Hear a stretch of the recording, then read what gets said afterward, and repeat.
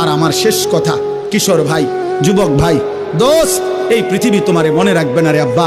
তুমি সেজদা দাও, ফজরের নামাজ পড়ো, আখেরাত ভুলো না। আব্বা তোমারে দুনিয়া মনে রাখবে না। কোনো পাপী, কোনো নাফরমানকে পৃথিবী শ্রদ্ধার সাথে স্মরণ করে না। নাফরমানের নাম টিকে না, নাফরমানের নাম থাকে না। ফেরাউনের নাম পৃথিবীর কোনো কুত্তার নামও কেউ রাখে না। নমরুদের নাম পৃথিবীর কোনো কুত্তার নামও কেউ রাখে না। আবু জেহেলের নাম পৃথিবীর কোনো কুত্তার নামও কেউ রাখে না। আবু লাহাবের নাম কোনো কুত্তার নামও কেউ রাখে না। এজন্য দোস্ত, নাফরমানের নাম থাকে না, নাফরমান শ্রদ্ধার সাথে স্মরণ হয় না। ঈমানওয়ালা, সেজদাওয়ালা, বন্দিগিওয়ালা, মানুষের কল্যাণ, মানুষের সেবা, আখেরাতের ফিকির যার মধ্যে, সে দুনিয়াতেও টিকে থাকে, সে আখেরাতেও টিকে থাকবে।